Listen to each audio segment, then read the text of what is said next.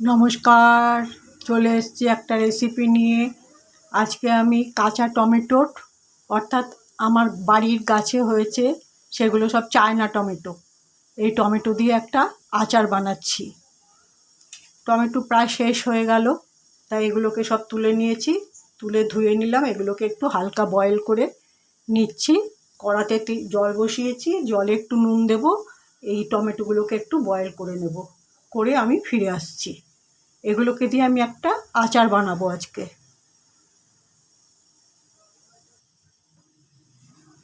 দিয়ে দিচ্ছি একটু নুন। এবার এটাকে আমি একটু ঢাকা দিয়ে দেবো, একটু নরম হলে তারপরে আমি ফিরে আসছি।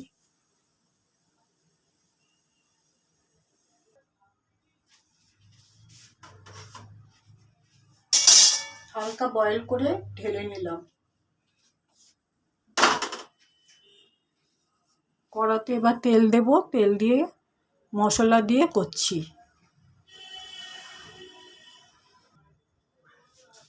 কড়াতে তেল দিয়ে দিয়েছি, প্রথমে দিয়ে দিচ্ছি শুকনো লঙ্কা।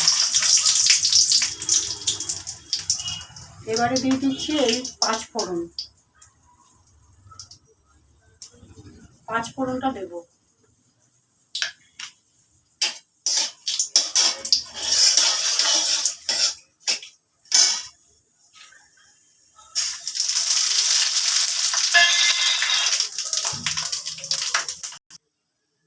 দিয়ে দিচ্ছি একটু হিং।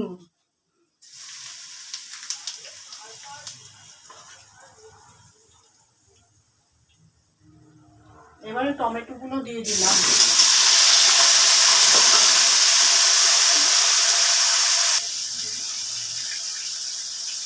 দিয়ে দিচ্ছি একটু হলুদ।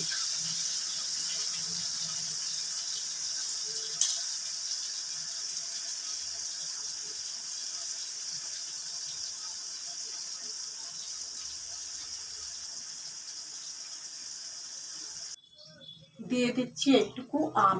এই টমেটোগুলো তো টক হয় না, সেহেতু একটু আম দিচ্ছি। দিয়ে দিচ্ছি দুটো লঙ্কা।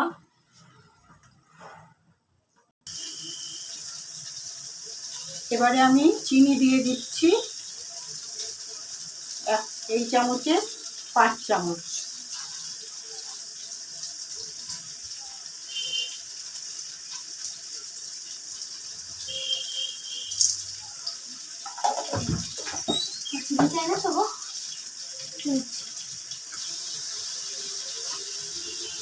আমার ছাদ বাগানের টমেটো শেষ হয়ে গেল, গাছ একদম শেষ হয়ে গেছে। আমি এগুলো তুলে রেখেছিলাম আচার বানাবো বলে। আচারটা আজকে বানিয়ে নিলাম।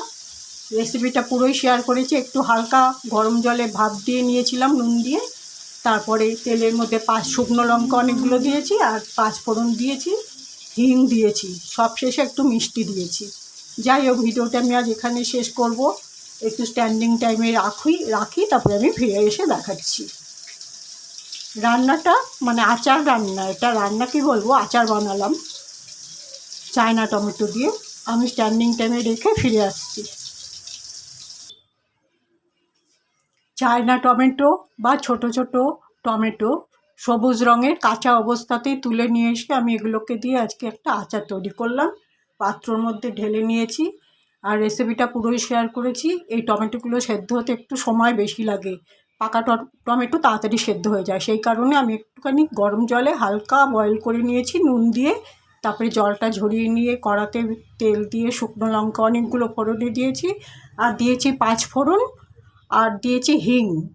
তারপরে টমেটোগুলো ভালো করে সাঁতলে নিয়ে মিষ্টি দিয়েছি, আর টক হিসাবে আমি কাঁচা আম ব্যবহার করেছি, কেননা এই টমেটোগুলো তো খুব একটা টক হয় না, তাই একটু টক না হলে আচার ভালো লাগে না, তাই কাঁচা আম দিয়েছি আর মিষ্টি দিয়েছি। তারপরে স্ট্যান্ডিং টাইমে রেখে আমি ঢেলে নিয়েছি। দেখুন এরকম হয়েছে। আপনারা অনায়াসে এটা করে নিতে পারবেন অতি সহজেই। যাই হোক, রেসিপিটা আমি পুরোই শেয়ার করলাম। ভিডিওটা যেখানেই শেষ করছি। আগামীকাল একটা নতুন রেসিপি নিয়ে আসবো। সবাই ভালো থাকবেন। নমস্কার।